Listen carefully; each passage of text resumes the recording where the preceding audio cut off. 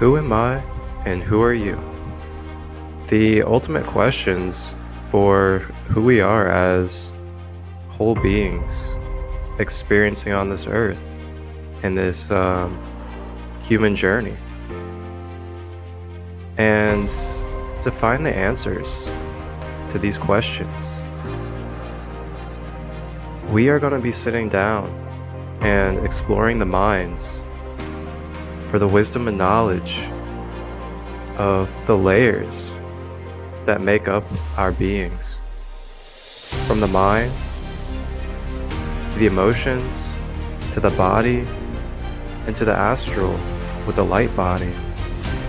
We will be exploring these different multi-dimensional aspects of who we are as the I Am presence in this world on earth, in the human experience. We'll get to have fun, cracking smiles, and diving deep into the knowledge with different psychics, intuitives, shamans, coaches, teachers, practitioners, and many more different beautiful conscious souls of the everyday life to gather the information we need in order to unravel these layers and become more aware and present in ourself as the whole I Am presence that we are. And I'm very grateful for this and really look forward to the journey. So thank you all for tapping in and being a part of this. And I am your host, Marcus, aka Christolight, and I will be on this journey with you from the beginning to the end as we travel through the process of clearing layers.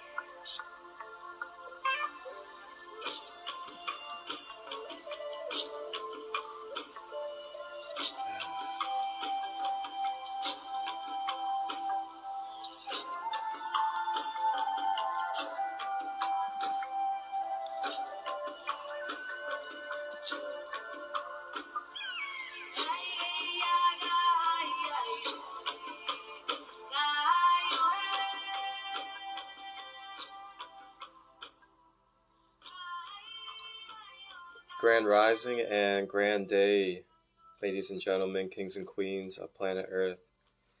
I, Christolight, am your sacred host for another episode, and actually the final episode for this season of the episodes of this holistic online space here on Instagram Live, Instagram TV, as well as YouTube.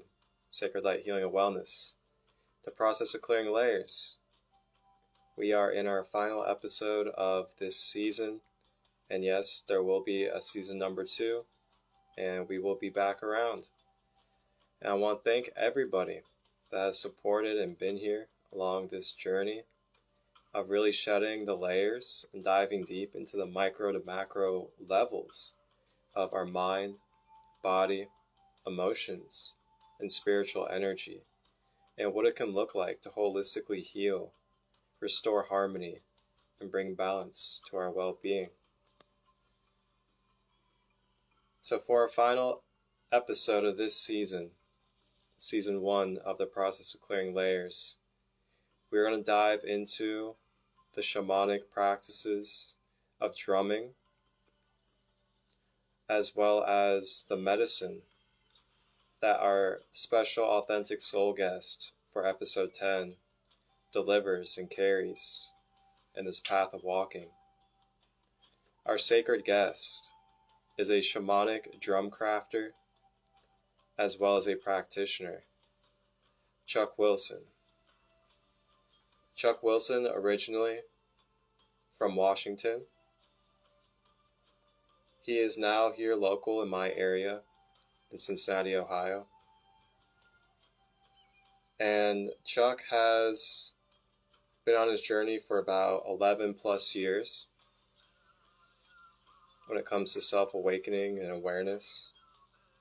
And he is the owner and co-creator of Wakan Drums.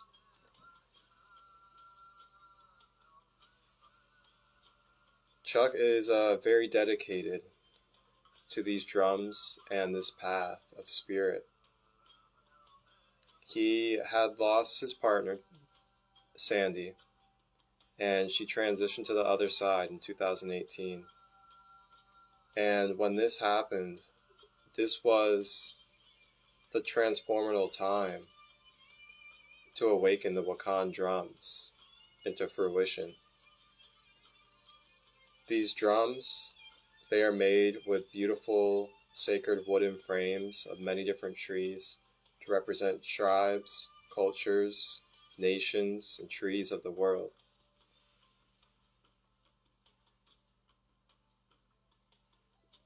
Chuck has been collaborating and gathering to do many different healing circles with Reiki practitioners and other energy healers.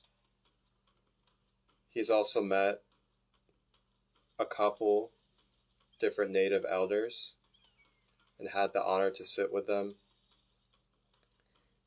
He's been to about 3 or 4 different powwows, and he's been to different events like Burning Man to share the medicine of his drums.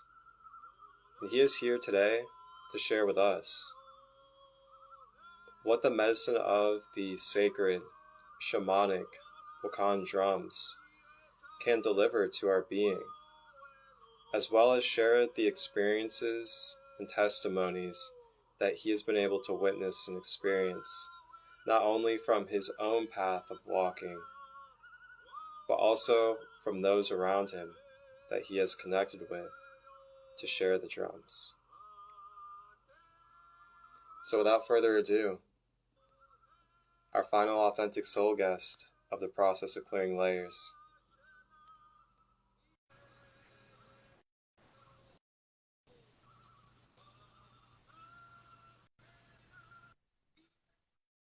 Oops. There he is. Get everything adjusted right. Okay. Blessings, brother. How are you? I'm good. It's really good to see you. Yeah, this is a interesting forum. It's a little different format than being on the floor of a show and talking to all the people that come in, but it's kind of cool. Yeah, absolutely. Welcome to the Instagram Live world. Ah, see, one of my friends over in India, my friend over in Indianapolis, Indiana, is showing or is on watching. This is good. He's quite a connected person. Oh, wonderful. Yep. Who is it, if I can ask? DK240. I just Okay. saw that. Yeah. Welcome in, brother man. Glad to have you here to support. Wow. So, Chuck, man, oh, where to begin? Well, I guess let's begin with how we met. Our experience alone is pretty telling of the type of energy and spirit that is carried through what you do. And for everybody out there, me and Chuck, we met roughly a month ago at a Reiki Plus share. And a Reiki Plus share is a gathering of beautiful conscious souls here local in Ohio. And we all gather together every other Friday. And we do a potluck, we do Reiki exchange, as well as just hold space and just have genuine conscious connection and community. And we were there about 4 weeks ago, and I remember I walked through the door. Chuck was standing right there. And he's like, "Hey, you like drums?" And I'm like, drums, you say?" Then he hands me his card, and he's like, "Yeah, I make shamanic drums." And I was like, "Ooh." Right off the bat, I knew there was going to be a special connection there, because me personally, I've had timelines and past lives, if that's what you would like to call it, regarding being a Navajo elder, and that deeply resonates for me. So a little bit later on in the day at the Reiki Plus gathering, Chuck brought out the drums, and I walked over, and he was like, "Here, hold this. Put it up against your chest and tell me what you feel." That's kind of my standard line. I'm a very low-key practitioner, you could call it. That's kind of my standard line is, "Here, hold this way and just kind of see what happens." Yep. And it really speaks for itself. I held it up to my chest, just standing there, took some breaths, closed my eyes. Next thing I know, I could feel the downloads coming in, my eyes starting to flutter, and I could feel my chest and throat area just starting to expand and open. And in that moment, that was when I really witnessed and experienced the spirit of the drums. And after that, for about an hour straight, in the middle of the whole entire gathering, we went to this private room and sat there and connected with the different drums and just connected with the different spirits and downloads that were necessary for us in that space. And ever since then, it has been a really beautiful connection, and we've been able to play the drums together. Chuck was actually there for one of my really powerful Reiki sessions that I received 2 weeks ago at the Reiki Plus gathering, healing my Navajo lifetime, actually, regarding a couple of things. And here we are today, just really grateful to share this space with you, Chuck, and to start spreading your beautiful work and path of spirit that you have taken into your life. Very much appreciated. Yeah, the way spirits work, I guess a lot of people don't understand or don't really understand just how much they are with us all the time. And, you know, they're nudging us here and they're nudging us here. If we're not looking or thinking about it, they'll go to the other person and nudge them so that the paths combine and things happen. So it's just been a wonderful, let's see, the last 5 years. Yeah, because this last 5 years is basically when the drums started, the concept. So yeah, it's been amazing. Yeah. So to really kick things off, I know you said you've been on your spiritual awakening, your conscious path for roughly 11 plus years. And what was what was the experiences like that really led up to you really stepping into quote unquote, the path of self-awareness and consciousness? Yeah, that's a good one.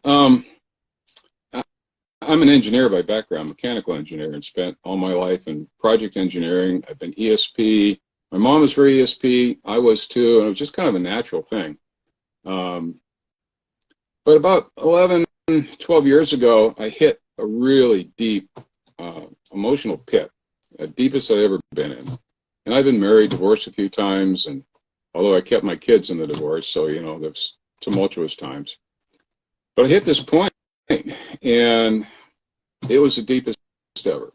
And so a Reiki friend of mine told me, she said, go see this guy. So go see this doctor. He's a psychologist, but he's holistic. So I went to go see him, Dr. Centeno, up in Washington State, North Seattle, in the Everett area.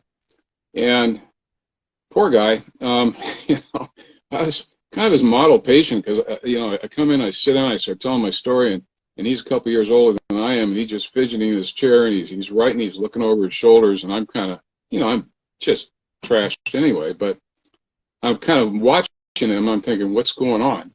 And then afterwards, or almost to the end of this event, he asked a question, I gave the answer, and I had this huge ball of white light just come up through my feet, up through my whole body, just up and out. And I never experienced anything like that in ever, and even read about it. But it was hope, and it was love. And from that point on, I saw him about every 2 weeks, or every week, 2 weeks, for about a year. And 4 months into it, he said, you know what happened at that time? And I said, yeah. What? Well, he told me. He waited 4 months to tell me, is that as I was having my event, this big ball of light coming up, about 15 seconds beforehand, this gray shape materialized in between he and I, and it was a large human shape, but it was reaching down with his arms around me.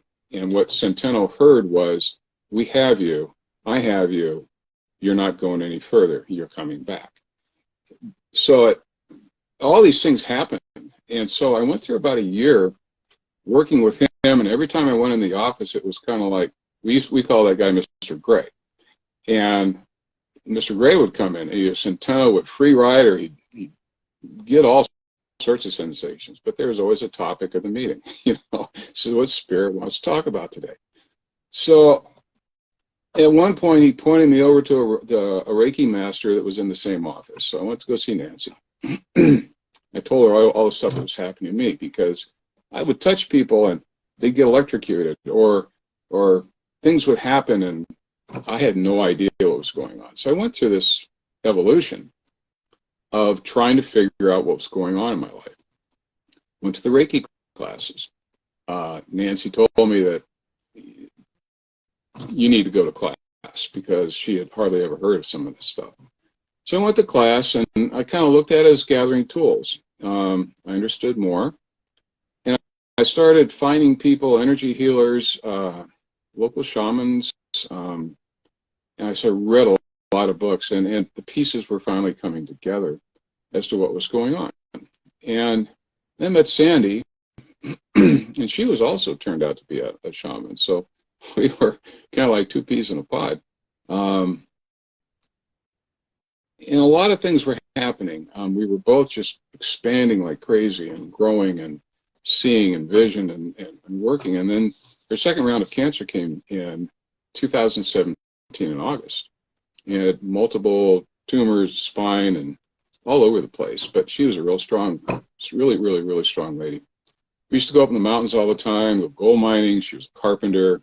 She had biceps that you're jealous for, because she was just one tough lady. We go down into the mountains, the bottom of the canyon, we load up on stuff, and she'd always have 20, 30 pounds worth of rocks that she'd bring up out of the canyon because she loved rocks. So anyway, the cancer came. It was 8 months, and she passed. And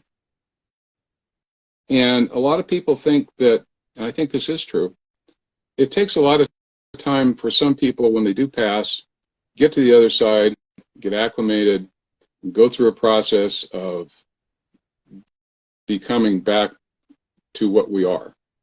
And I had this gut feeling that Sandy took her about 10 minutes, and then she had her tool belt on and she was back. And in conversations we've had with her, that was actually the case, because she was standing behind us, the three of us, as we were there attending her in her last hours, last days. She was there. She had it. She pulled out and said, okay, I'm done with this body. But she was there with us as she died. So that was quite an emotional event, and it was a tough one. Even though we both knew where the spirit was going. You can be very comfortable with that, but when somebody that you love passes like that, all that knowledge gets tested, and you still have a tremendous amount of grief to deal with. And for those of you working with people who are in terminal stage, hospice or things like this, as a caregiver, you find that all of your emotions of taking care of somebody like that go behind a dam, because as a caregiver, you have this very large emotional dam, like Hoover Dam, that you keep. And that's where all your emotions go, so you can be the stable one. But when that person passes, the dam breaks. Poof, out it comes. And it's something very difficult to deal with, but you process it. So a couple months after that, I got this push to go to Burning Man. It was 2018, and it was something that we wanted to do. We never did. And I wanted to go to the community called the Shaman Dome. Because, you know, I was on that path, and I wanted to figure out and be around people. Well, it turned out I got accepted, and it was a community that went from 175 down, or 175 the year before, down to 34. So I was one of the 34, which just blew me away, but I found out later that Sandy kind of made sure that happened. The spirits do that. So before going, I got the push, hey, you got to make a drum. And now I know why, because this is the drum that I made, and this is my bear drum. It's my first one, Freya. And during this was probably one of the big events I've experienced in my life, because I found two shamans on Whidbey Island, which was Charlie and Sharon, and went over there, and they had spirits had said, you get a bear drum. That's what you get. Don't argue about it. And as we started the process, Charlie just stopped, and he was a couple years younger than I am. He was in his 50s, and he said, you know, I got to tell you this, Chuck, right now, because I've always seen spirits in gray, even as a kid. They'd come in, and he was always aware of them, but it was always in gray space. And he said, Sandy's standing right here. She's in full Technicolor, and she's telling me what's going in the drum, what I'm going to do with it, on and on and on. And she was a part of making this drum as a normal conversationalist in this event for 3 to 4 hours. She was there. Sharon and Charlie and the two other people were just in this awe, because they had never experienced anybody making a drum where the spirit of who the drum and why the drum's being made for, boom, pops in. Here you go, guys. it was phenomenal for everybody. So I learned a lot, and I went to Burning Man. I had never worked with the drum before, and so before I went, I met with a lady called Andrea Berry. She's in South Tacoma, Des Moines. She is part Yaqui and a drum maker, very, very talented person, very gifted.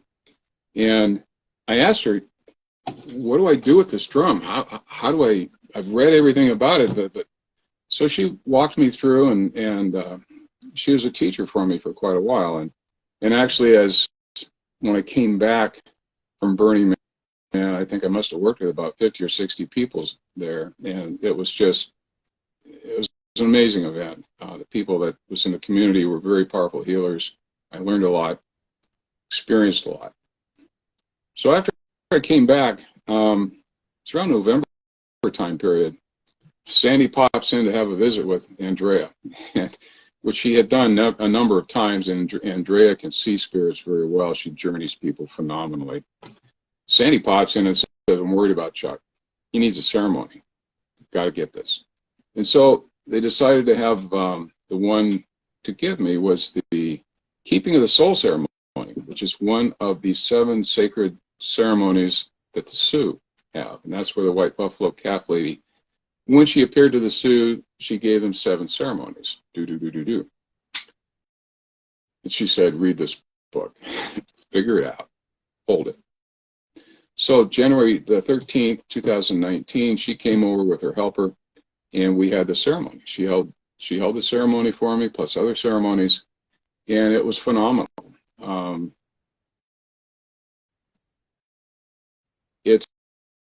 It's a 12-month ceremony where you are committing to care for the soul of the person, the family, the friend, whoever it is that has passed, in the context of you're making sure that they know they're still very much loved, they're thought about. You give part of your food every meal. There's a lot of different things you go through, but it's a year's process. And even though I knew she was right here and she didn't need any help, because she told me, either do this or I'm going to kick your butt. What's for you to do? So it's been amazing.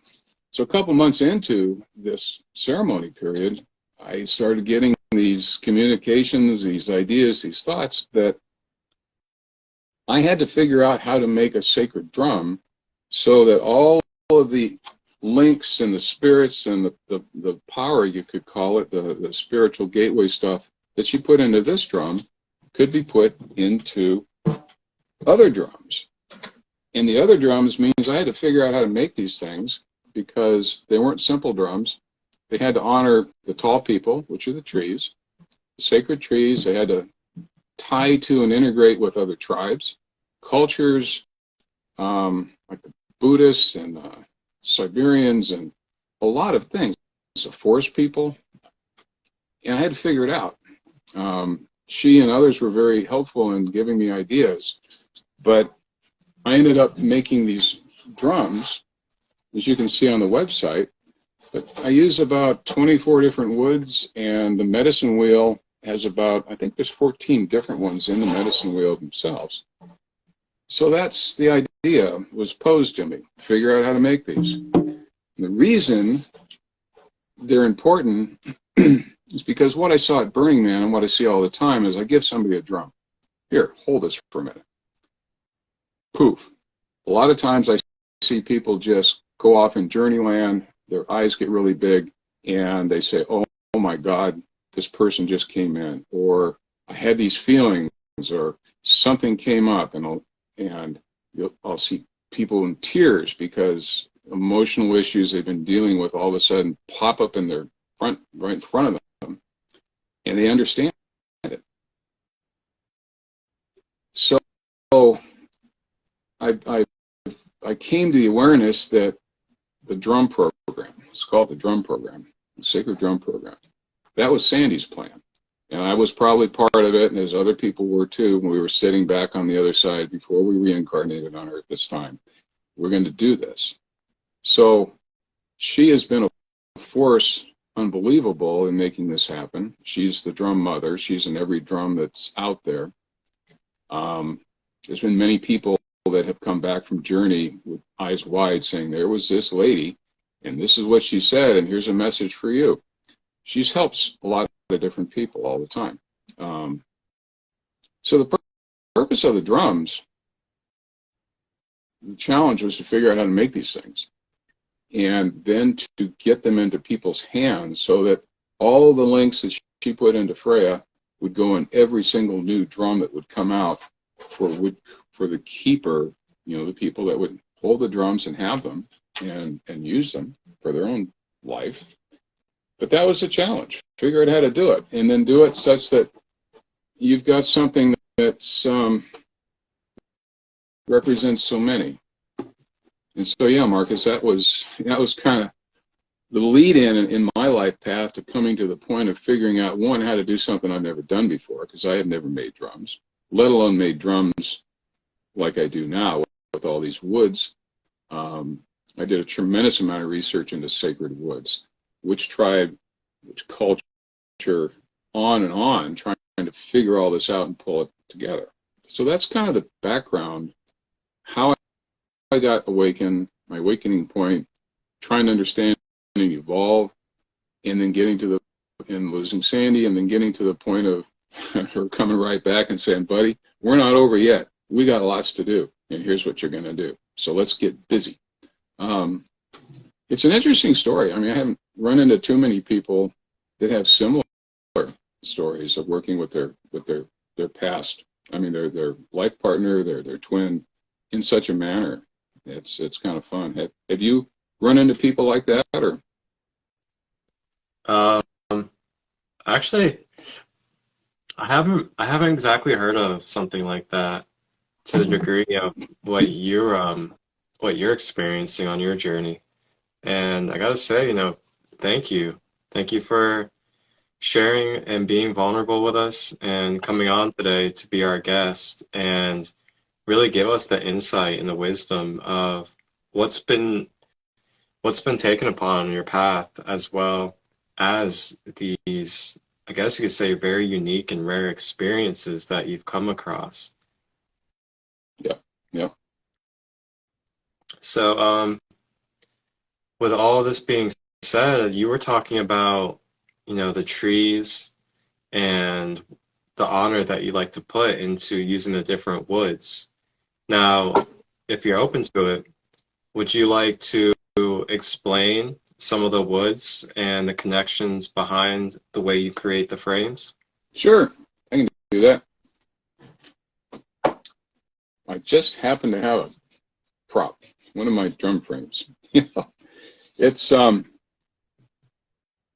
this particular drum. When I moved to Ohio, you can see it's primarily orange, and there's a wood called orange osage, and it's a regional wood of the Midwest, eastern part, but it's a wood that's used by a lot of different tribes. It has its sacred aspects of it. It's got its medicinal, but it's also a wood that makes a phenomenal bow, and it's been used for making bows for as long as people have been over here using the wood. But yeah, let me show you a couple of the woods that are in here. On the medicine wheel part itself, there's a north, south, east, west. So we'll start with the north. I'll mess with my phone here as best as I can. I know how to do this. This works good. Okay, so the white wood itself, that's holly. And the holly, I researched, has a lot of different aspects of meaning, but the one that really resonated to me was the fact that is the wood that is purported to be part of Odin's spear shaft. And so I went, oh, I like that one, because that ties to the Nordic, ties to the Norse, it ties to Odin, it ties to Lady Freya, a lot of different ones. So that's the tie to the Nordic. This next wood is red Nara. Now, red Nara is a wood that's used in Southeast Asia quite extensively on the altars in Buddhist areas. And it's a lot of the wood that they use when they're carving all the ornaments and the trim that's on altars and on objects and things like that.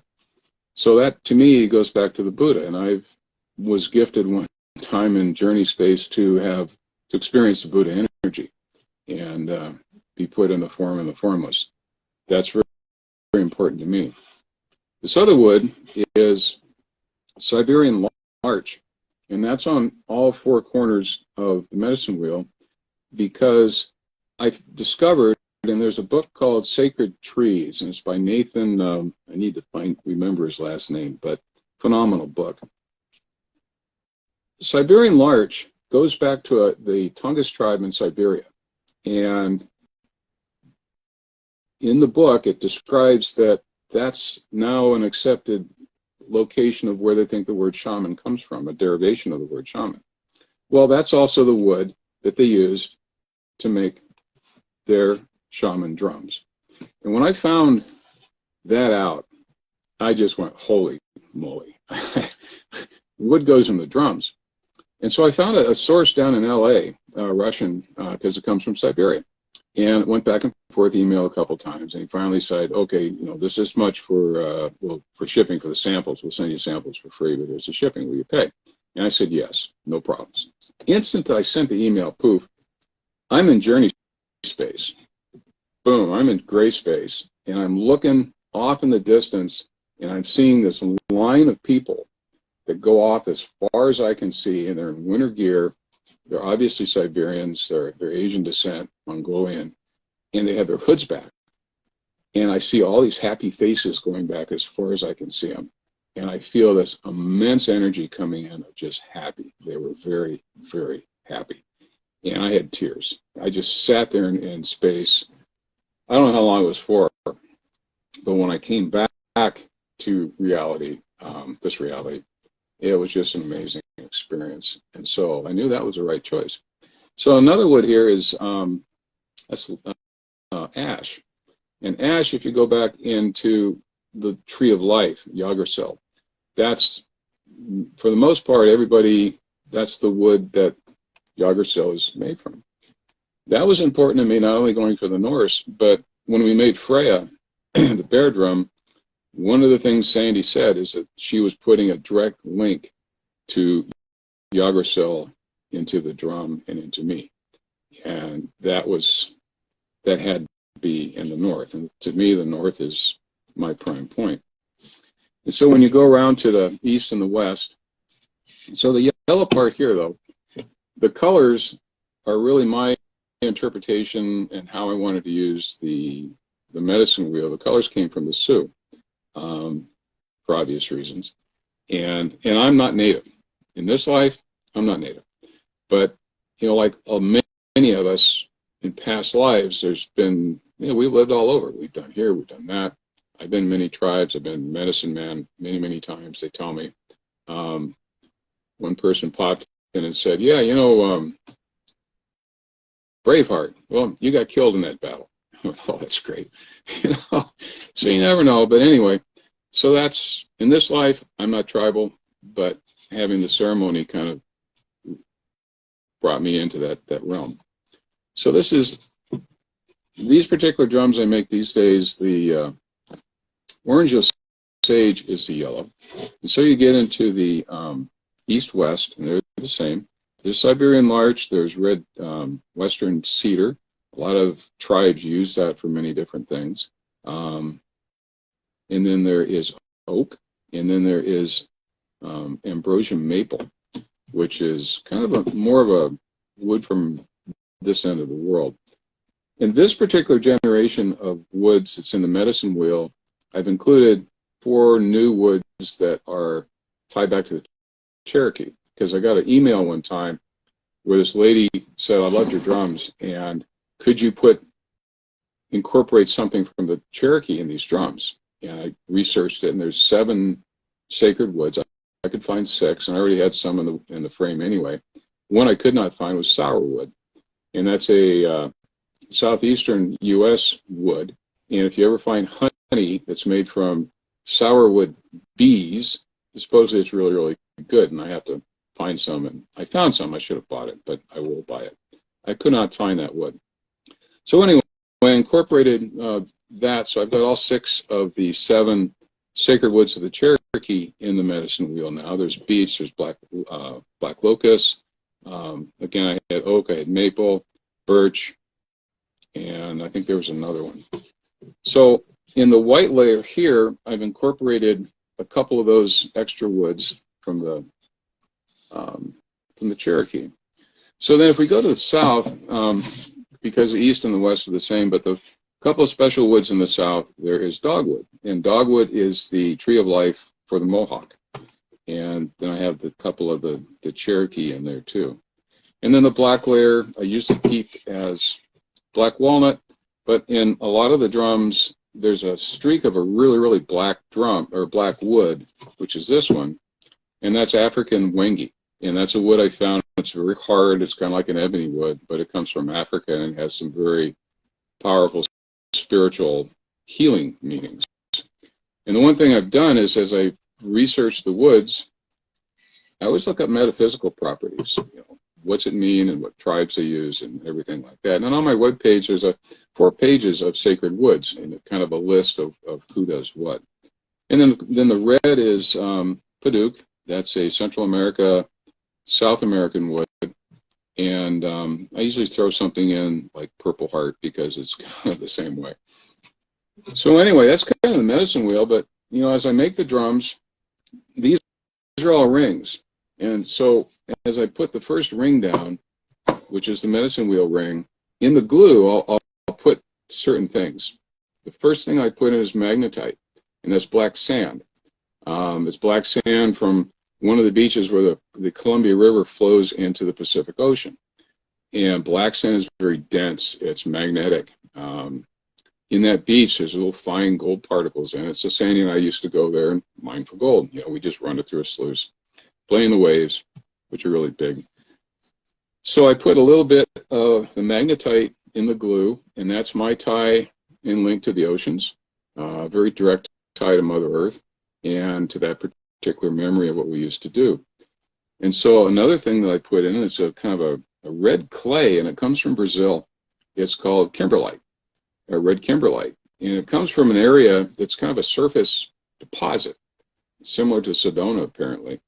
But it's a powerful mineral. But so I put that in the glue, and to me, that's the link to South America and cultures there. And I know one thing that Centeno used to see visions of me in a dress as a Peruvian shaman. So past lives there. So another thing I put in too is a little bit of shungite. A friend of mine up in Mount Vernon, Washington, runs a store called Mystic Experiences, I think. Big store, really neat guy, and he's connected. So he gave me a big jar, and he said, use this in your drums, there's a lot there. So I put a little pinch of shungite into the glue. And then the last thing I put into the glue is a mineral that comes from the serpent mounds here in Ohio, which is this massive, it's the biggest serpent mound in, I think, in North America. It's like 1,300 feet long. It's this big, beautiful, but it's a very sacred ground. I've been there numerous times. We've done drum ceremonies there. And there's a rock shop. And we took the drums to the rock shop one time, and we're talking to the people there because there's a lady that's Terry sings with the Ravens, I think is her name, but she's Sue. And Frank, I think his name is. Showed him the drums, and at the end of it, he just came up with a handful of this gray rock, and he said, here, put these into your drums. That's the rock that's the substrate of the big meteor crater that the mound sits on, of course, many hundreds of feet up. But so to me, that little bit of earth ties to the region, but it ties to the mound builders and mound builders wherever they are around the world, and to Mother Earth. So along with the woods, there's the minerals that I put into the drum, into the glue, and yeah, that's kind of a quick rundown as to what goes into making these. It's takes a bit of time. Very beautiful. Thank you for taking the time to thoroughly explain that for the collective. I know you've told me multiple times now the process, and it never ceases to amaze me just how beautiful the spirit and energy is of just hearing about the process and knowing the process of dedication, sacredness, and honor that you really put into each one of these drums. Let me interject a little bit. There's a ceremony. A lot of times I'm very casual with my relations with my spirit family, my buddies. But there's one thing I learned from reading a book from Sandra Ingerman, and it's called Ceremony. And when I read that book, I realized, yes, we all know we walk with spirits, and then they come in and out, and you can talk with them. But there's there is an importance to ceremony. A ritual that's a formal ritual, it's like a formal dinner. And that is important to their side, to our side. when I make the drums, I have all these rings ready to go. I have a ceremony that I start. I do the smoke stuff, and Sandy is the mistress of ceremonies, and I start with her. And I start going down my roster of all the spirits that I know of that are part of the drums, that are part of the experience. And even now, as I'm talking about, my fingers are all tingling. I ask them all to formally come in and be part. And my house is always so full. Many times as I'm going through my own ceremony, I'm usually by myself, I can't talk. I hit some places where their presence is so intense, I kind of have to take a moment, take a breath. Sometimes I get tears because their presence is so palatable, and so we go through that. And part of the ceremony, though, I ask the spirits to make sure. I see you're saging. That's pretty good. You're probably feeling them all around yourself too.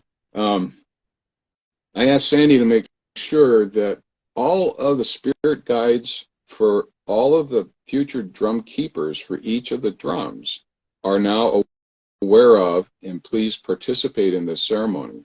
And I asked for the spirit guides for anybody who's going to hold the drums, hear the drums, or keep the drums.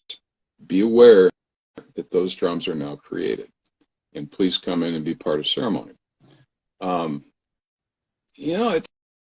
I go on for a while on it, and then I finally say, okay, let's get to work. But that's my official ceremony. When I put the hides on the drums, I'll speak words when I do that too, because the hides, it doesn't matter if I have a deer, it represents all our relations on the earth. It doesn't matter if it's one animal or the other animal or synthetic. It represents everybody. It's kind of like the trees. There's hundreds of sacred trees. And I was really in a quandary trying to figure out how am I going to do this. And I realized, okay, the final short list, all you trees, you represent everybody. The same with hides on the drum. You represent everybody. So sometimes people kind of get really hung up on what they want, but just my 2 cents. Thank you. And yeah, I think it's very important. I'm really glad that you shared, how it is ceremony for you when it comes to creating these spaces and creating these forums. And it really puts a really deep awareness on the type of energy and intentions that are brought into this. The purpose of the drums isn't to go out and sell a bunch of drums. Never has been. And I've given a number of drums away to people just because all of a sudden I get the feeling, you need a drum, here, have that. You need it. And they need it on their path. I have seen so many times of the drums having such a positive impact on people. I've had people that have had their life's awakening holding a drum. So the purpose for me is to make as many as I can because they have people's hands that needs them. And it's, you spoke about passion, from a passion standpoint, for me, that is my passion. My passion is to help other people on their path with what I've been gifted and instructed to do. It only takes one time when you give somebody a drum, here, hold this, and watch a transformation. You feel it in your heart, you feel it in your soul, you have tears because you can feel all the emotional energy coming through you that the person's experienced. Sometimes I walk into the same journey they are and watch them as they're experiencing their drum. You go through that one time, and you realize that's my job. That's my purpose, my path. This is an amazing gift. And if you told me this 10 years ago, 5 years ago, I would have said, really, that's kind of an interesting story. I don't think so.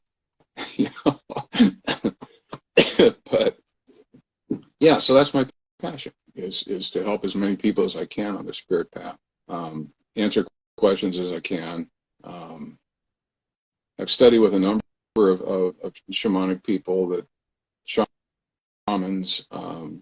Talked to a number of tribal folks that are, elders, and it's it's very telling when somebody will walk up to you and just look at you. You've never spoken to them before, but the first thing they say is, "You're a shaman, aren't you?" And you, yeah, I am. They are too, because they saw you. They knew what you were, and it's an amazing path that I'm on, and I'm very grateful. And that's what I work on every day. It's kind of like that's what I do. Thank you so much for what you do, Chuck. It's been an honor so far for myself. And I'm going to kind of dive in another aspect of questions here is, what are the effects that these beautiful drums can have on us mentally, physically, emotionally, and spiritually? Now, you can share, testimonies or experiences and stories that you've witnessed from other people's healings or your own self as well to answer these questions. So just to rephrase it again, what kind of effect can these drums have on bringing harmony and healing to our mind, body, emotions, and spiritual energy? Yeah, it's I'll condense this down, because once I get going on a story, it kind of leads to the next one, to the next one, to the next one. But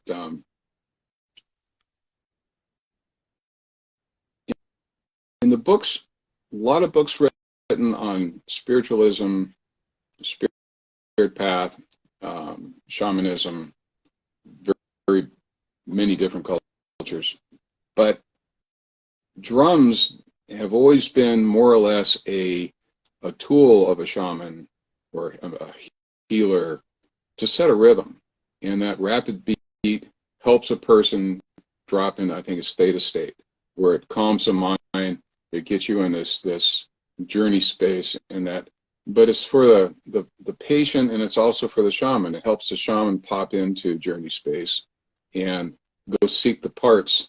If you're doing a soul retrieval, seek the parts for the person that you're working on, or ask the spirits for vision, or do that. But that's the person doing it, isn't so much the patient.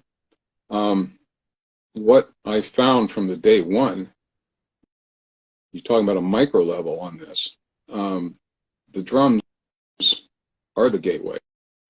You don't need a middleman. You don't need somebody interpreting. I've had people look and hold the drums, and they tell me the exact same thing. What they are, they're your own. It is a gateway. You hold the drums. I've seen this so many times with many people. Spirits come and talk. They have experiences. I've seen people where they'll hold the drums and they'll close their eyes, and I feel this big blast of emotion coming through me, because I'm feeling what they're doing. They may have an emotional issue, that something they've been wrestling with for years, something deep, and they haven't figured out what it is yet. I've seen people hold the drum, and all of a sudden this emotional issue pops right up in their face, and they see it, and they may have spirit talk to them, or they'll see it themselves and realize what they need to do. I've seen that type of effect on people. But I have a kind of a funny story a little bit, but it's kind of like, here, this is a sacred drum, right? Okay. Hold the sacred drum. Well, if you accept a sacred drum, you're giving permission for the spirits to come and have a talk with you. Because otherwise, if you just don't give permission, they're not going to do anything. And I find that's a key part, because long ago in a conversation that I had with our folks on the other side, it takes a person to give permission. If you give them permission, they'll come and have a chit-chat with you, or they'll do stuff. But otherwise, they won't. They'll just say, gosh, I wish we could do something, but you got to ask. You hold the drum, you just ask. So that's kind of how that connection with spirit works, but it kind of cuts the middleman out. I have seen people that'll hold the drum and go, oh, that's pretty. They don't feel anything. I've had people hold the drum that kind of feel warm and fuzzy, and they kind of think that'd be kind of nice to have. See those people. Then I see the people. There's a friend of mine around here. His name's Jeff. I made a drum for him, just the first one I made here in Ohio. He was over talking to my mom because he used to take care of my mom and dad's property. And I came into the house and he was talking to my mom. We were talking spirit stuff. He's a big guy. And I said, I got these drums. So I gave him one to hold, and he was practicing meditation. So he holds the drum, goes in space. He kind of looks at me funny. He goes, well, I'm seeing all these colors. I'm seeing this and the other. Okay, I got another one. So I bring Frey out. Hold this drum. Poof, he's down. Eyes go crazy. He comes back, and he said, for the last 10 years of his life, he's had all these questions about spirit, these experiences. He didn't know what they were. When he held the drum Freya, and I just sat and watched him, didn't say anything, he was taken deep into a white room, and his grandmother was standing next to him, talking on his behalf to a council of spirits in white. And they said, it's your time. This is what we want you to do. And they gave him instructions, pointed to some people, go with those people. For him, that was just, everything came to an awakening point of his adult life, and he's in his 50s. And woof, and he handed me the drum back, and he goes, oh my. He started talking about it. So I've seen those experiences. It all depends, but it's the coolest part of the job. You know, you give somebody something, and they have this experience. Their spiritual path, they see clarity, or they have this knowing that the spirits really are there, and they feel it, and they can give it to other people, and they can watch them have experiences, and that's kind of the macro and the micro, and there's so many waves that the drums make in the hands of people who are keepers, and that again is another focus of what I do, is to get as many keepers out there, because they make circles, they make circles, they make more circles, and more people that are awakened or know more about who they really are spiritually and personally is really important for all of us, you know, as a human race. Well said. Yeah, I definitely agree. And, you know, it's so amazing the connections that are made through these drums. I know prior you had shared an experience with me where, you know, some people are contacting and connecting with family members on the other side to get the awareness. I've got my favorite one, and I'll interrupt you on that because I can see where this particular experience was phenomenal. And I hadn't started making the other drums yet. I just had Freya, and I was at a show in around Albany, Oregon. It's called the Rashani Fair. And it's a big fair. I mean, it's a big metaphysical fair. Lots of people. And I was sitting in my little booth, and I had my little Reiki table behind me, and my little banner said Shamanic work. And I kept watching the crowd, and this one young girl, she was probably about 12, 13 maybe, but she was a little bit on the downside. But she kept circling. And all of a sudden, she came zipping into the booth, and she's, what do you do? And I go, do this. How much does it cost? And she's reaching into her little purse, trying to find some money. And I said, just sit in the chair. Don't worry about it. Sat in the chair, gave her the drum. Hold the drum, close your eyes. Boom, she's down, and I'm starting to feel stuff. I'm going, oh, good God, what's going on here?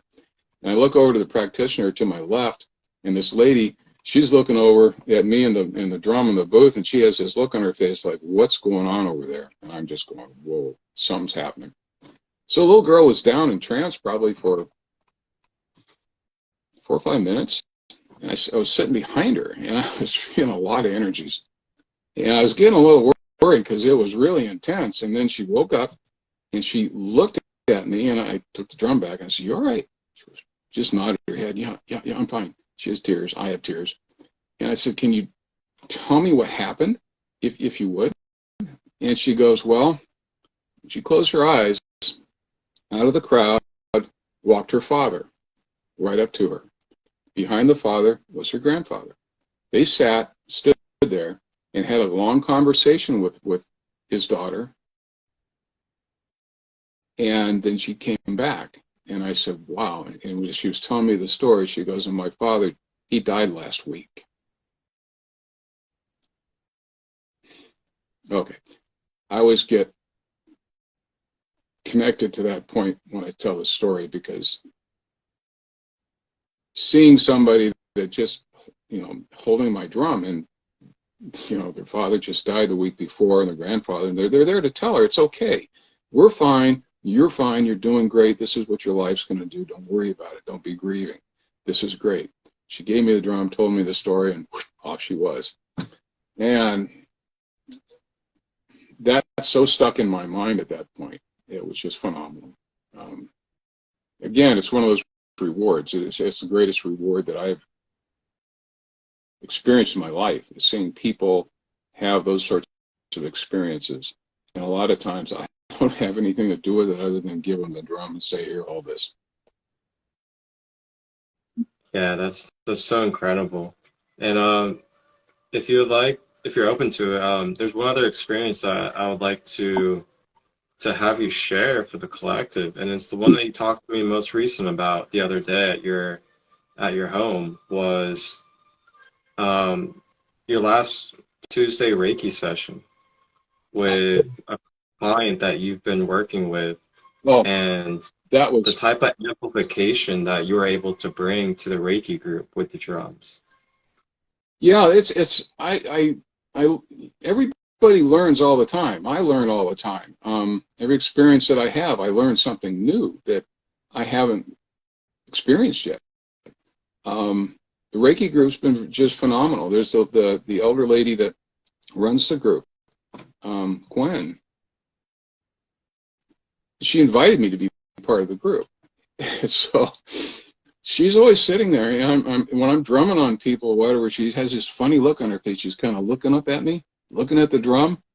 And what she sees with the drums is I'll be working on somebody, drumming all over them, and going over and doing what I want. But what she sees, she is seeing swirls of different colors of energies that form around the drum and then go right into the person, or they come out of the drum and the whole person has been coated or covered about 3 inches deep with blue light.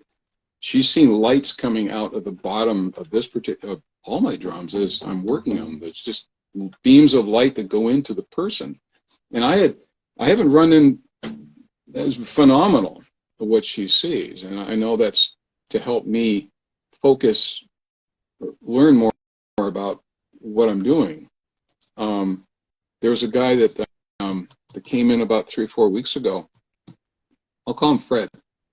And well, Fred had a stroke about 5 years ago, and his wife brought him to the group to see what could be done. And it turns out Fred back then was a Reiki master, but his stroke was on his left side, and he could hardly speak. He had struggled to come up with a word that he wanted to say, and he was really getting depressed. He had a hard time. I think he used to be a firefighter or something. So the first time that we worked on him, a lot of drumming. And when I'm working on somebody, many times I'll put one of the drums on their chest, have them hold it, and I'll use another drum and work on the person. That particular, the first time we worked on Fred, there's a lot of us there in the room, and there's some people in that group that are phenomenal. This is the first time I've seen healers of that quality, the type that go into the energy bodies and they see, or they're totally connected with spirit, and they'll channel what for the person. And it's been a phenomenal learning experience for me to be around that quality of persons. So anyway, he came back the next week, Fred. He can talk. He's happy. His words come together he's still a little off, but it's nothing like trying to figure out one word. He's speaking, and he is so happy, and his wife is so happy. I've never seen such a step function of improvement of somebody. So he laid on the table for the second time. And I started working on him, and the other folks came over, but I had one of the drums on his chest, and I was using another one, and I was working kind of over his head. I was beating, listening, and I kind of journeyed into his head. And this particular journey is important for me as well as him. But the reason it's important to me is I was in journey space, and I kind of envisioned the cosmos. And as I was drumming, I was seeing the stars of the cosmos, and I was thinking, okay, this is inside of his head. Those are the neural points in his head, so we need to make more. So I started tossing little stars up, more stars into his brain, I get this feeling, and I look over to the right. Sandy's there. And it's the first time in a healing event she has come in, visible to me, in spades, and she's looking over at me and just kind of smiling. She has buckets full of stars that she's tossing up all over the place, And so we're both in there. We're both tossing stars all around. Well, then I hear somebody light up a sound bowl, and I kind of come back a little bit, and I do it on top of the drum that's on his chest. So they did, and they're doing a sound bowl. As I hear that, and I'm still in journey space, I'm starting to see these little gold filaments and silver filaments start forming, and they're connecting to all these stars. And I'm seeing this happen. And as all of us were working on it, that was my contribution. Other people were working in different parts of it. And Fred is just phenomenal recovery. Matter of fact, he came over to the house the other day because there was a drum that called to him, and so he went away with his own Wakan drum as a companion. You read about these things in books, but that massive of a change in somebody from a physiological, from a recovery from stroke, I had never seen that in person, and it was magical, just magical. Combination of everybody's energy flowing in, the interaction of the spirits, what can you say? Yeah, that is, wow. I mean, it's really hard to put words to it. Words can't even really put justice to how beautiful and amazing that is. Oh, and watching Fred's face, his whole personality just lit up. I mean, you look at him now and speak with him, he's still a little slow, but he projects positive. He's back to where he was before his stroke from just a human standpoint, and those are the reward points that all of us who are in the healing business, shaman business, the counselor business, being a friend with somebody that needs help, you sit with them, you listen to them, you help them. That's the level of reward that when you're helping somebody else, that's what everybody should really be working to do, I guess. I think that was something my spirit people told me to say. Well, thank you. Greatly appreciate that. And yeah. There's some words of wisdom I'll say too. That this is one saying that I think everybody resonate with, and it was given to me. And the saying is, your greatest strength is your vulnerability, quote unquote. So everybody who's watching, write that down. Your greatest strength is your vulnerability. It has a powerful meaning for everybody, but it's very true. Absolutely. That's amazing, And what really stands out to me about that, without going too deep into it, is number one, it's a release. You get to release what's stored and stuck inside of you. And then number two, you get to bless and gift and give back to the world around you by doing that. Yeah. And that's a beautiful balance right there. It's so divine, so beautiful. Yeah. All right, Chuck. One last thing with the drums and the circles and the circles and the circles,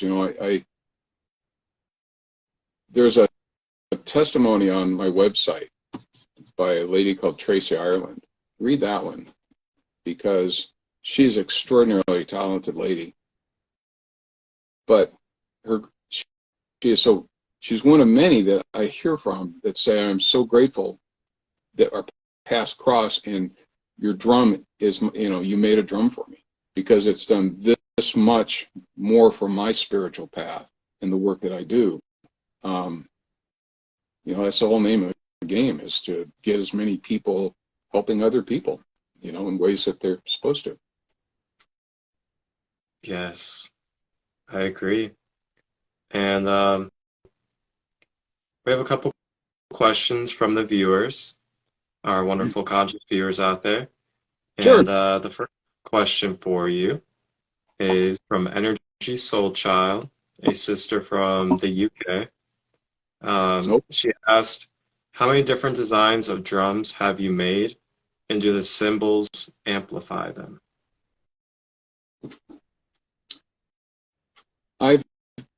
When I make the drums, the multi-wood drums, I kind of consistently stick with it. There's a medicine wheel in every one of those. I change the different woods and different layers. This is the first batch of woods that I've made that have just been a solid like this. But I kind of try to go multiple ones woods. However, a little while ago, I got to thinking, well, when I go to thinking on this sort of stuff, I know the spirits are saying, hey, Chuck, listen to us. We're trying to tell you something. And what they were saying, these are fairly expensive drums. These particular drums, I usually sell them for they go from anywhere from $450 to $650 to $700. And if there's artwork, there's additional on that. So they're not inexpensive. But what I got told, figure out how to make a steam bend drum, one species of wood that will represent still all the trees.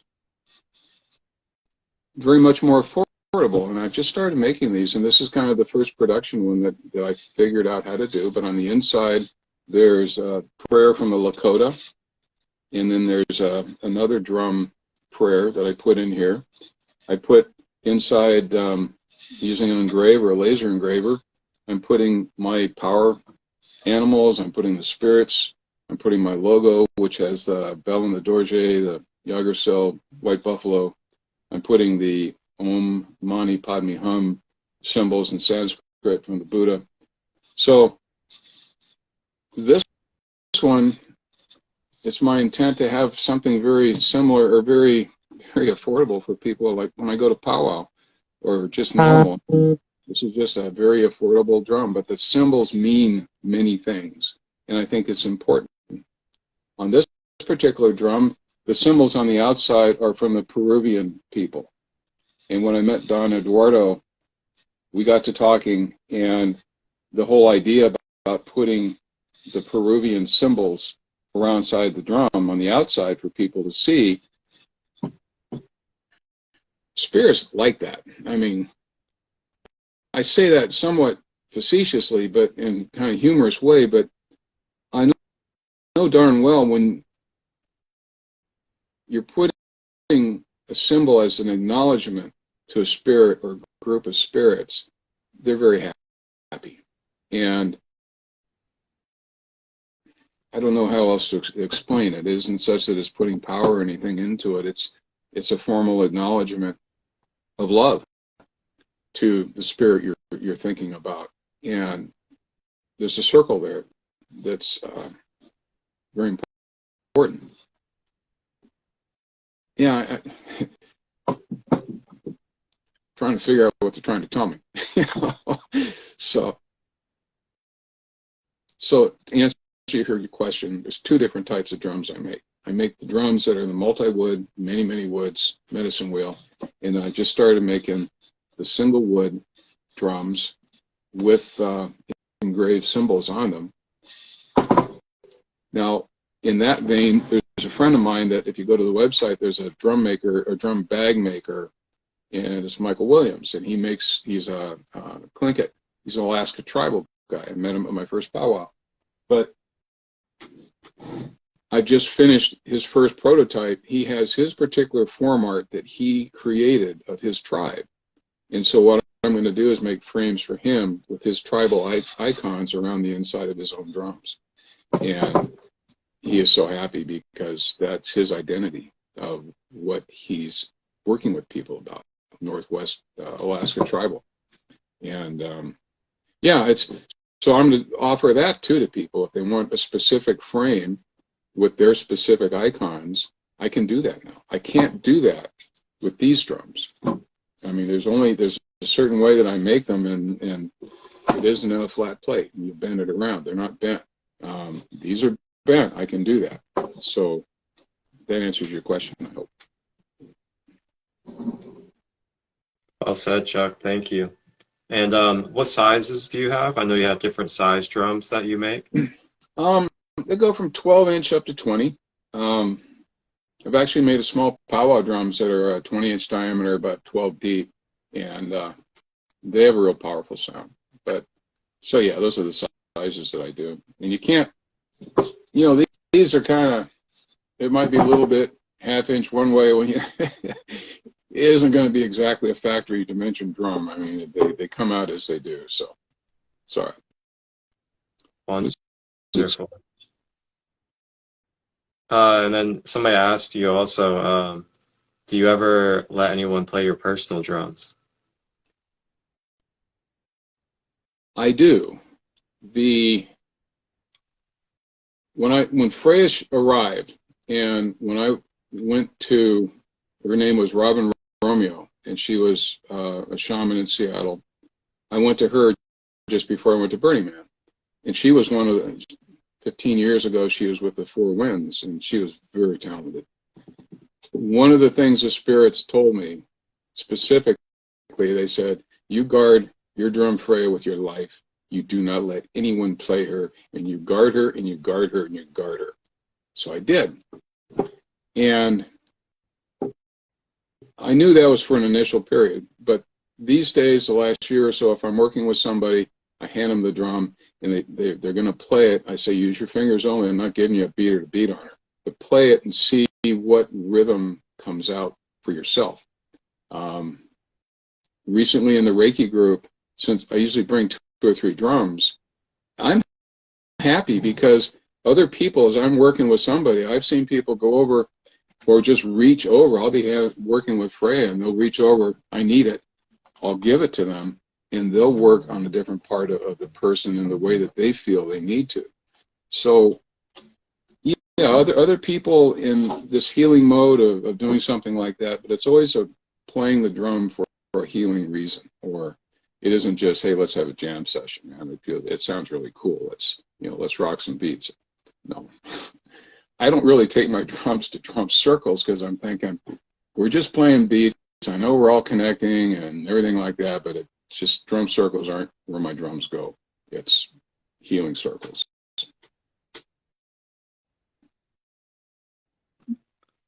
Thank you for sharing that insight. You said something about, in this beginning of the live, my guides just told me to ask you about the symbols. Did we just answer that, lady?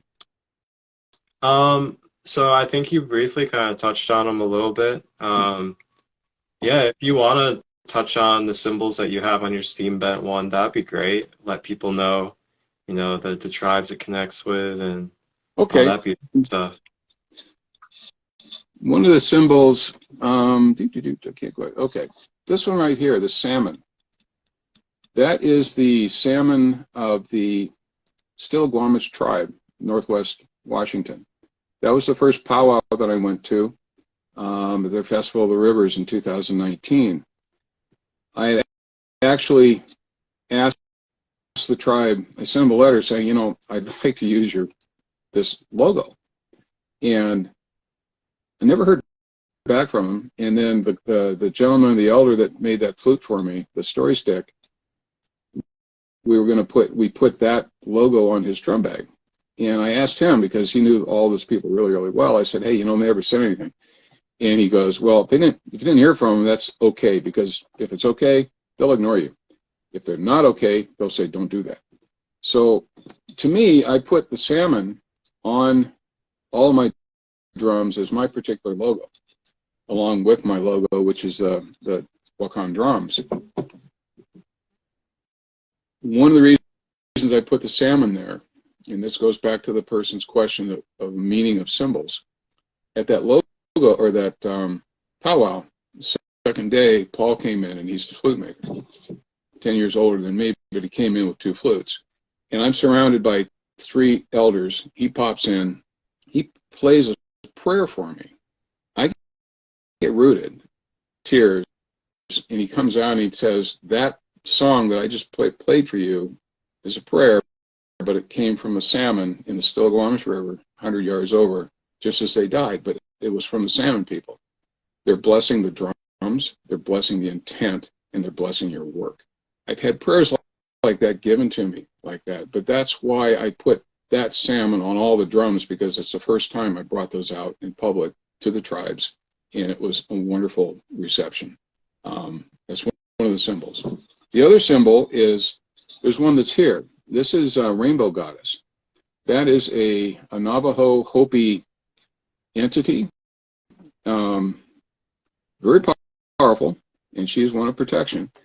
But she's one of the ones that follow me around, and she likes brownies and she likes blueberries. So if you have a plate, you're going to do an offering to Rainbow, put some brownies and some blueberries, because she loves those.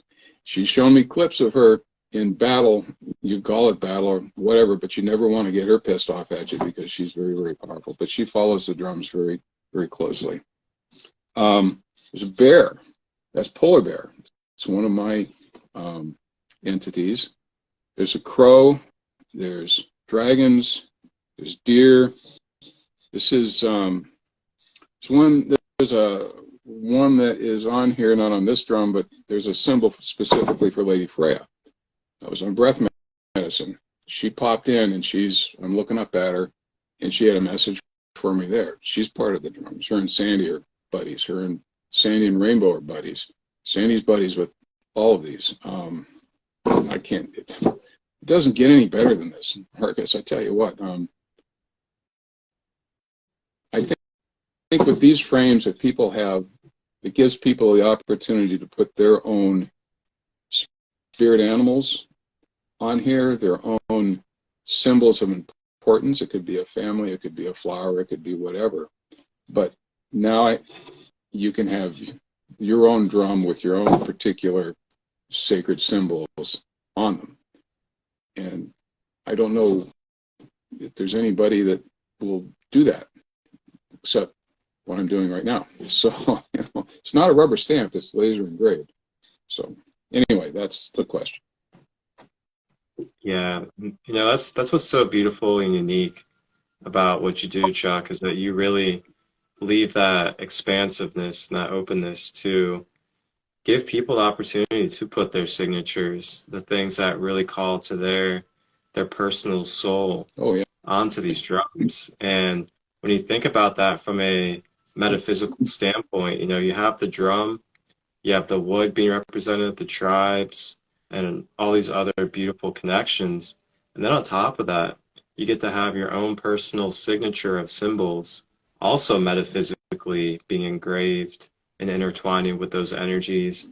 And then as you get to beat on that drum and just let go and sink in, you get to really feel, your own unique essence go through that drum. And, that's really beautiful. Yeah. It's cool. I mean, it's the amazement factor to me. It never gets lost, as I see new things all the time, or talking with people, and it just it's what I do 7 days a week mostly. Till somebody spirit-wise says, "Get your ass out and go do something, not drum. Don't work on drums today. Go gold mine or something. Yeah. Buy some beers. Just go." I love those days off. I don't have that many, but it's kind of my focus these days. It's I've been on my own for 5 years. It's April 18th, 2018, when Sandy passed, and I always looked at it as my birthday, but her ending day. But she's told me numerous times, no. We share a birthday now, because it's your birthday coming in, but it was her birthday going back home, and I like that. metaphor, that description of what that is. Yeah, that's amazing. That's truly special. Really is. And yeah, I just want to say for everybody out there, if you're curious on like, what else when it comes to the details of the benefits that these drums can have for you, is, drums are basically a sound healing device. You can use these drums to help recalibrate, restructure, and regenerate your cells, your physical being, and as well as your emotions. You can clear out blockages in your emotional body. You can rebalance and recalibrate your chakra energy centers. And you can also help release stored traumas, inner child healing, and things from past lives even as well out of your energetic field. So then you can have more harmony in your being. So these are just, some of the general basic benefits that come with using these wonderful sacred shamanic drums as sound healing devices. An interesting part about using a drum, sound healing, is you're drumming over somebody. You let your fingers play the rhythm. You don't think I'm going to go dun to dun to dun to dun. And what you find is as you're tapping in, but you find that if you're playing something that isn't quite right, it isn't resonating. And you work, and once you find the frequency that, or the beat that's correct, it syncs. And that's the correct beat for that particular location on the person. You might move up a little bit and it'll change. And so as you're working and using a drum, it's always trying to find the right beat for the right spot for the right purpose. That's kind of what you use them. I agree. So as we're kind of heading towards the end of the live, I'd like to ask the question to you, Chuck, is what is your vision that you have for the future when it comes to this passion of yours and this dedication with the Wakan drums? And how can we all, as a collective, not just myself, Marcus, how can we all help support you in that? Well, my vision is, first, is to keep making drums as long as I can, keep helping people with the drums, educate people, sit with people, journey people, healing standpoint, a one-on-one standpoint. There's all that. One of my visions is to have, I was in one of the people I know who's a channel. One thing that's important to spirits, and this was something that they said, because to the spirits, the drums they're critical, is what the word said. They're critical for a lot of people to really move on their path and to expand. So it's to make the drums. Are we still online? Marcus, are you there? Okay, well, let's see, something's going on. Okay. So yeah, if to help, it would be just spread the word about the drums. If you want to donate hides and skins or something like that, you can always order them from Centralia Fur and Hide and send me drum hides, and I'll put them on other drums. Those parts and pieces are always good to help me make drums. It just kind of popped in my mind. 7 parts, drum hides. I don't know. It's just be the best you are. And everybody, if you be the best you are to other people, and yeah, that's what our job is. I love it. And yeah, you guys can message Chuck here on Instagram if you have any questions on creating one for yourself, what that would entail, what all you would need to give him regarding information. And if you guys are also curious on catching up on any of these things that he shared to gain further clarity, you can reach out to him as well. And his website is wakandrums.com for everybody out there that would like to take a look at his website. It is Wakan Drums, which is WAKANDRUMS.com. And on there you can find testimonies, all the in-depth details and information regarding the woods, the drums. You can find photographs of different drums and different places that he has been. And you can also find his podcast he has on there, where he's talking about his drums and does a little bit of drumming himself as well.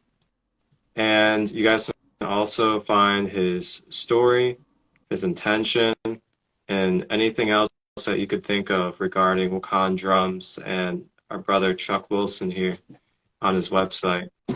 And you guys can also look at prices and the different styles that he already has available as well, if you want a Wakan drum today. And Chuck, so what is the best ways for people to get a hold of you out there? Well, my phone number is on the website. There's email. I do email a lot better sometimes than I do the Instagram, but either way, there's Instagram, there's email, text message. There you go.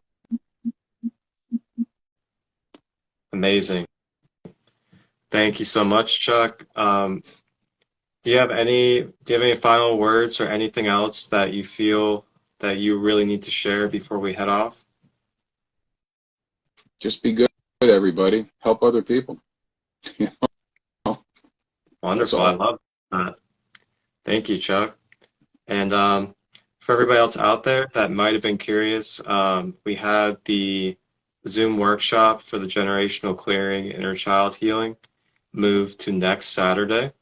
So next Saturday will be the free Zoom workshop space for inner child healing, and Chuck will be our sacred shamanic guest, and he'll be playing some drum, and I'll drum a little bit. Guided meditation over the drum in that session.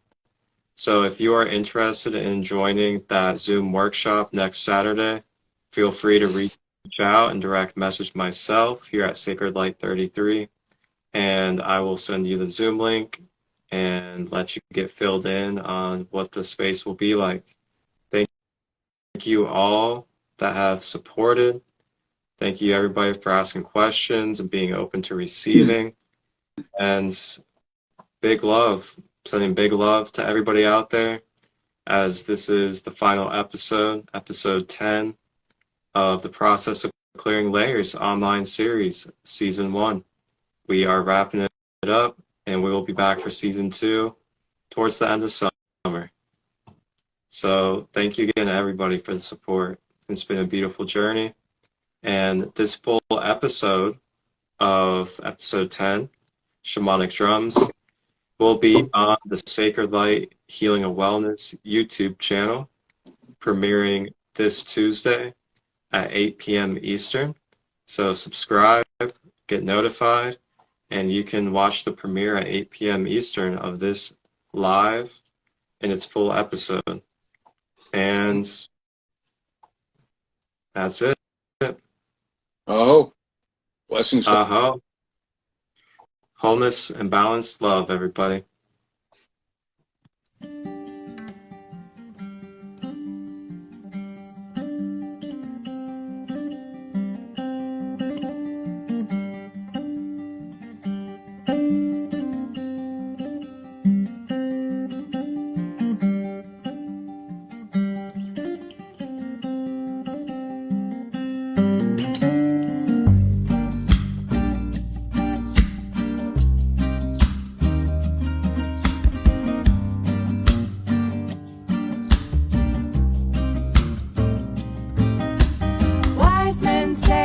Rushing is violence, and so is your silence when it's rooted in compliance. To stand firm in loving defiance, make Archer alliance, give voice to the fire. Move people to the beat of the wind, gather yourself and begin to dance the song until it ends. We are winners, champions of the light, forming in numbers and might. Keep the truth close inside. And woman, medicine man,